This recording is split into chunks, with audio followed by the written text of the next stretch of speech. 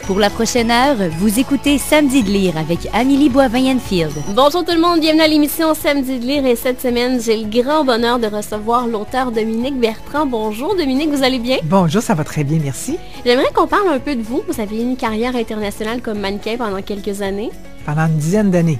Et vous avez fait un bac en études françaises à l'Université de Montréal en même temps à peu près? Oui, exactement. En fait, j'ai terminé mon bac et en fait, en chevauchant la dernière année, là, j'ai commencé à travailler comme mannequin pendant l'été. Et puis après ça, je me suis dit, bon, on va voir ce que ça donne. Je vais persévérer un petit peu. Tu sais, il y a une expression qui dit « take the money and run ». C'était un peu ça. Je me disais, bon, si ça marche, tant mieux. Puis si ça ne marche pas, ben, je retournerai à mes premières amours. Finalement, ça a bien fonctionné. Puis j'ai fait ça pendant 10 ans. Et par la suite, vous êtes devenue rédactrice en chef du Clin d'œil. Exactement, rédactrice en chef du Clin d'œil et ensuite directrice des programmes, de la programmation à Canal Vie. Et ensuite, je suis passée à l'écran. Alors, j'ai fait de la télé, j'ai fait de la radio. Alors, j'ai une drôle de carrière. Visiblement, je n'avais pas de plan de carrière parce que, mettons, que ça s'en va dans toutes les directions. Mais j'ai aimé chaque étape de cette carrière-là. Puis j'ai toujours aimé tout ce que j'ai fait dans ma vie sur le côté professionnel. Une touche à tout. À peu près, oui, je dirais une touche à tout. Je suis une fille plutôt curieuse. Les gens m'intéressent aussi. Alors, c'est sûr, quand on a la chance d'interviewer des gens, de les rencontrer soit pour la télé, soit pour la radio, je trouve ça toujours intéressant de voir ce que quelqu'un a à dire, ce que quelqu'un a à apporter. Et puis, oui, il y a plein d'avenues qui m'intéressent. Plus je vieillis, plus je m'aperçois que je ne connais pas grand-chose, que je suis bien ignorante. Ah oui? Ben oui, je trouve qu'en vieillissant, plus on en apprend, plus on s'aperçoit que le champ de choses qu'on ne connaît pas est immense. Alors, plus ça va, plus ça me fait un peu paniquer. J'essaie de lire le plus possible, de rencontrer le plus de gens possible aussi, puis de m'intéresser le plus possible à ce que je ne connais pas. Et est-ce que l'écriture a toujours une place importante dans votre vie? Toujours. Toujours? Toujours, toujours, toujours. Je dirais même que ça a été le cœur de ma vie, même si j'ai pris beaucoup de chemins et de détours pour y arriver, franchement, là. Mais j'ai toujours écrit. J'écrivais quand j'étais petite. À l'âge de 5 ans, ma mère avait gardé ça. D'ailleurs, on a ça à la maison, un petit carnet avec une histoire que j'avais illustrée moi-même. Dès que j'ai su écrire, mettre des mots ensemble, mettre des phrases ensemble, quand j'ai vu que ça faisait du sens, qu'on était capable d'inventer une histoire à partir de ces mots-là, de ces lettres-là, ça a été une révélation pour moi. J'ai toujours écrit des lettres d'amour à mes amoureux, enflammés, ils ne comprenaient rien pantoute. Quand tu écris des lettres d'amour, que tu as 17 ans, puis le gars de 18, là, il ne sait pas trop où est-ce que tu t'en vas avec ça. Mais c'est pas grave, je me pratiquais, moi, pendant ce temps-là. Alors, pour moi, l'écriture et la lecture, ça a toujours été le centre névralgique de ma vie intellectuelle, je dirais. Ça a toujours été un rêve d'écrire un livre? Toujours. Toujours? Toujours. Depuis l'âge de 5 ans, je me disais un jour, je vais en écrire un. Et quand j'ai écrit Démaquillée en 2010, je pense que c'est sorti en 2010, je me disais, mon Dieu, je ne peux pas croire qu'enfin je touche à ce rêve-là. Ça me faisait peur. J'avais peur de ne pas avoir le talent qu'il faut. J'avais peur de ne pas avoir grand-chose à dire. Mais finalement, puis j'avais aussi peur de ne pas avoir la discipline, parce qu'il ne faut pas se leurrer. Écrire, ça demande énormément de discipline et je suis plus du genre procrastinatrice. Ah oui? Ouais, quand j'ai de la misère avec un paragraphe puis une page, là, ben, je vais prendre un bain, ou ben non, je vais manger une patate frite, ou j'appelle une amie, mais la discipline est très importante. Je suis meilleure maintenant, mais au début, je trouvais ça très, très difficile de m'astreindre à ça. Démaquillée, qui est votre autobiographie. Oui. Ça a pris combien de temps à écrire ce livre-là? Ah, ça a pris presque 1 an. Je dirais, grosso modo, ça a pris 9 mois. Puis c'est étonnant, puis j'y ai pas pensé quand j'ai vraiment fini d'écrire le livre. Mais 9 mois, là, c'est une grossesse. Mais ça a été vraiment, ça s'est vécu comme ça, ce livre-là, d'ailleurs. Ça a été au début laborieux, un peu comme la grossesse de ma fille, en fait. Mais finalement, après 9 mois, j'ai fini par avoir ce bébé-là, qui était le résultat de mes réflexions sur mes valeurs de vie. Et puis, c'est un livre qui a connu un grand succès en librairie. Je suis très contente et je suis surtout contente de voir que ça a aidé des gens. Ça a aidé des gens à se prendre en main, à découvrir leurs propres valeurs, à ne pas se décourager devant l'adversité. C'est la raison principale pour laquelle j'ai écrit ce livre-là. Moi, j'ai vécu un deuil difficile, j'ai fait des dépressions, il y a eu des périodes tough dans ma vie où, franchement, je me disais, mon Dieu, à quoi je vais me raccrocher, comment je vais sortir de ça? Et ce livre-là raconte un peu ces déboires-là, avec beaucoup d'humour aussi, parce que j'en ai beaucoup. Et je me rends compte que ça a aidé beaucoup de gens à se raccrocher et à se dire, tu sais, après la pluie, le beau temps, ma mère me disait ça, elle me tapait tous ses nerfs. Elle me disait ça, je trouvais tellement que c'était une formule toute faite.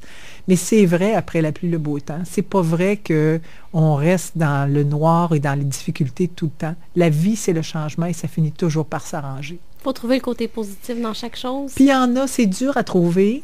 C'est sûr que quand on le traverse, on n'a pas l'impression une seule seconde qu'il y a un côté positif à ce qu'on traverse, mais il y en a toujours. C'est après coup qu'on s'en rend compte.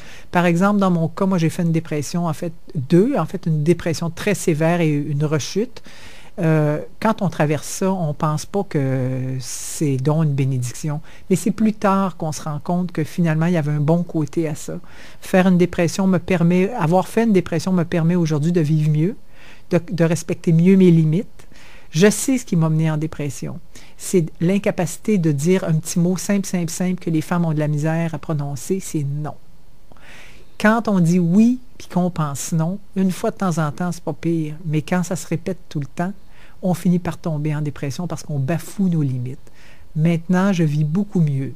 Je suis un peu chiante, je suis un peu décourageante, je suis un petit peu reposante pour les gens qui vivent autour de moi. Ça. Oh mon Dieu, oui, je suis pas facile. Non, je suis pas facile, pas en tout. Et c'est pire en 2014 parce que je me suis juré en 2014 que j'allais encore plus respecter mes limites. Fait que c'est sûr que ça fait pas l'unanimité tout le temps. Mais si je veux pas retomber en dépression, puis si je veux protéger ma santé mentale puis mon équilibre, il faut que je le fasse. Puis ça, je le raconte dans ce livre-là, d'ailleurs, tout ce cheminement-là. On rappelle le titre des Maquillés. Des Maquillés aux Éditions de l'Homme. Et en tout cas, j'en ai vendu presque 22 23 000 copies. Alors, on a trouvé preneur, ce qui est beaucoup, exactement. Et d'après les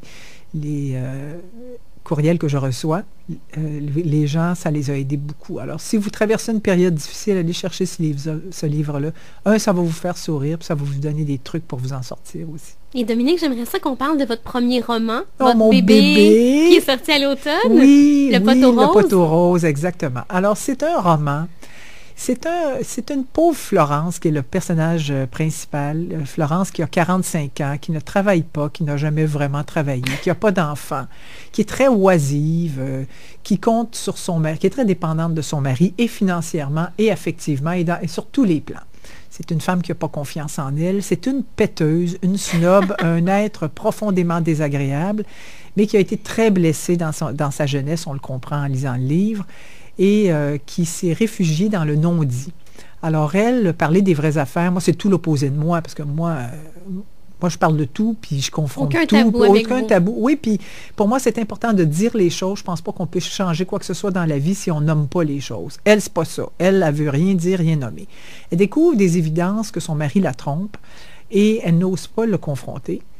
C'est la trame, en fait. Alors donc, c'est une recherche. Le livre repose sur une recherche que Florence fait pour apprendre la vérité, mais sans jamais vraiment confronter son mari. Mais c'est surtout un livre sur la haine de soi, sur l'amour-dépendance. La haine des hommes. La haine des hommes, le mépris des hommes, exactement. On a l'impression qu'elle adore son mari, mais dans le fond, elle méprise les hommes. Je lui ai fait dire des choses épouvantables. Ou même quand moi, je les écrivais, je me disais, elle est folle, ça n'a aucun bon sens. Mais en même temps, il y a une logique à ce personnage-là, une logique à ce qu'elle peut dire. Et c'est un roman qui repose aussi sur des zones grises. Tout n'est pas aussi noir ou aussi blanc qu'on pourrait le croire. Et tout n'est pas aussi facile, c'est pas aussi facile de trancher dans la vie qu'on pourrait le croire. Alors, c'est un roman donc sur la haine de soi, sur la dépendance affective, sur la vacuité affective, sur la superficialité. Les gens pourraient croire que c'est un roman superficiel parce que le personnage l'est. C'est clair que le personnage est très superficiel. Mais c'est un roman, au contraire, très profond sur les relations hommes-femmes, sur la peur de l'intimité, sur comment on peut vivre avec quelqu'un depuis des années et des années sans connaître vraiment l'autre. Et ça se voit très souvent. Il y a des gens qui vivent ensemble, qui sont mariés depuis des années et qui ne se parlent jamais de l'essentiel. Alors oui, elle nous donne envie de nous arracher les cheveux, on a envie de la frapper, puis on a envie de la secouer comme un pommier. Mais je pense, ça nous fait beaucoup sourire d'ailleurs, des choses qu'elle dit qui nous font beaucoup sourire. C'est un roman, je dirais, tragicomique. En tout cas, moi, j'ai adoré créer ce personnage-là. Mais est-ce que ça existe, des Florence? Ah, plein! Les gens pensent qu'il n'y en a pas. Les gens me disent, ouais, mais écoute, c'est vraiment de l'époque de nos mères. Hey, moi, je vis socialement dans un univers où je suis appelée très souvent à rencontrer de ce genre de femmes-là dans des bals, dans des soirées mondaines. Et on pense que c'est des femmes âgées. C'est pas nécessairement des femmes âgées. Moi, je connais des filles de 30 ans qui aspirent à ce genre de vie-là. Oui, c'est déprimant, vraiment. Et moi, je suis très féministe et je trouve que c'est très important dans la vie d'avoir notre propre argent, notre propre vie, nos propres rêves, nos propres projets, d'être animés de nos propres ambitions. Et Florence, c'est tout le contraire. Et quand je rencontre de ces femmes-là, oh mon Dieu, que ça m'en demande. Ça me demande tout mon petit change pour ne pas me lever de table et m'en aller chez nous. M'auriez-vous envie de leur dire? Ah, totalement. Mais je ne peux pas le faire parce que, bon, des fois, je leur envoie des petites craques. Je me dis peut-être qu'ils vont pouvoir réfléchir après ça un peu sur leur vie. Je ne peux pas faire ça parce que c'est leur choix de vie, puis il faut que je respecte leur choix de vie. Mais pour moi, c'est certainement une avenue que je serais incapable d'emprunter. Je serais incapable de dépendre d'un homme à tout égard. J'ai besoin de m'approprier ma vie. Puis Florence, sa vie ne lui appartient pas. Elle vit dans le regard des autres continuellement. Elle est... C'est triste. C'est très triste, exactement. Puis je me dis, tout le monde a du talent. Tout le monde a un talent. Tout le monde peut contribuer à la société d'une façon ou d'une autre. Et quand je vois qu'il y a des gens qui ne le font pas, et qui font juste... qui sont spectateurs de leur vie, au fond, qui ne prennent pas leur vie à bras-le-corps, et Seigneur, que j'ai de la misère avec ça. C'est sûr que si c'est des amis proches, je vais y brasser, c'est certain, mais quand c'est des gens que je rencontre une fois comme ça, je ne peux pas vraiment le faire, mais disons que je n'ai pas beaucoup de plaisir à les fréquenter. C'est de longues soirées pour moi. Dominique, si vous me permettez, on va à la musique et on se reparle dans les prochains instants encore du Poteau Rose. Parfait.